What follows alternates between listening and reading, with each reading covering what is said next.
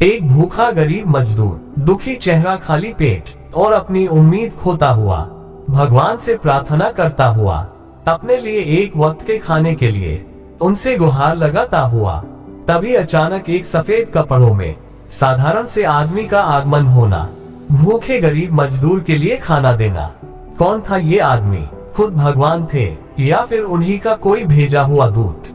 आइए जानते हैं इस कहानी में। सूरज की पहली किरण धरती पर उतर चुकी थी। परिंदे चहचहा रहे थे, लेकिन दिन की ये चमक एक गरीब मजदूर की आंखों में मायूसी भर रही थी। उस गरीब मजदूर का नाम संजीव था। संजीव के हाथों में छाले और चेहरे पर चिंता की लकीरें साफ नजर आ रही थी। संजीव ने सुबह से कुछ भी नहीं खाया था, वह खाली पेट था। पूरे दिन उसने शहर की गलियों में घूमकर काम की तलाश की, लेकिन बदनसीबी से संजीव को कोई भी काम नहीं मिला। आखिरकार में संजीव थक हार कर एक पुराने मंदिर के पास बाहर बैठ गया। संजीव ने आंखें बंद की और मन ही मन भगवान से प्रार्थना की, है भगवान, क्या मैं इतना अभागा हूँ कि मुझे आज पेट भरने के लिए खाने के 2 निवाले भी नसीब नहीं होंगे? अगर आप हैं तो मेरी पुकार सुनिए। थोड़ी देर बाद मंदिर के पास से एक साधारण सा आदमी गुजरा। वह बेहद सामान्य कपड़ों में था। उसके चेहरे पर अजीब सी शांति और एक हल्की सी मुस्कुराहट थी। वह आदमी वहां रुका और संजीव के पास जाकर उसे गौर से देखने लगा। उस आदमी ने संजीव से नर्म आवाज में पूछा कि तुम यहाँ इस मंदिर के पास मायूस और उदास चेहरा लेकर क्यों बैठे हो? क्या कुछ हुआ है? संजीव ने उसकी बात का कोई जवाब नहीं दिया और उस आदमी को वहां से जाने के लिए कहा। वह आदमी संजीव की बात को ना मानकर उसे अपने साथ चलने के लिए कहता है। संजीव बिना कुछ कहे और बिना कुछ बोले उस आदमी के साथ चला जाता है।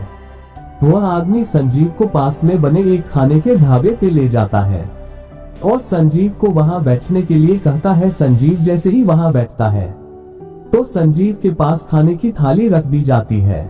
संजीव खाने की थाली पर नजर डालता है। थाली में गर्मा गर्म रोटियां, सब्जी, एक कटोरी दाल। ये सब देखकर संजीव की आंखों में आंसू आ गए, लेकिन संजीव ये नहीं समझ पा रहा था कि आखिर यह आदमी है कौन और इसे कैसे पता चला कि मैं भूखा हूँ और मुझे खाना खाना है। उस आदमी ने संजीव को खाना खाने के लिए कहा। संजीव बिना कुछ सोचे समझे खाना खत्म करता है। खाना खत्म करने के बाद संजीव उस आदमी के पैर छूता है और उससे पूछता है कि आप कौन है? क्या आप भगवान है? क्या आप खुद मेरे लिए यहाँ आए हैं? वह आदमी मुस्कुराया और बड़ी शांति से बोला, नहीं, मैं भगवान नहीं हूँ। भगवान खुद नहीं आते, लेकिन जब वो किसी की मदद करना चाहते हो तो किसी को भेज देते हैं, जैसे आज उन्होंने तुम्हारे लिए मुझे भेजा है। इतना कहकर वह आदमी वहां से निकल जाता है। जैसे ही संजीव पलटकर देखता है, वह आदमी कहीं भी नजर नहीं आता। ये सब देखकर संजीव की आंखें भर आती है। उसने मंदिर की तरफ देखा और भगवान से शुक्रिया अदा की। शायद भगवान खुद नहीं आते, लेकिन कभी कभी वह इंसान के रूप में मदद जरूर करते हैं।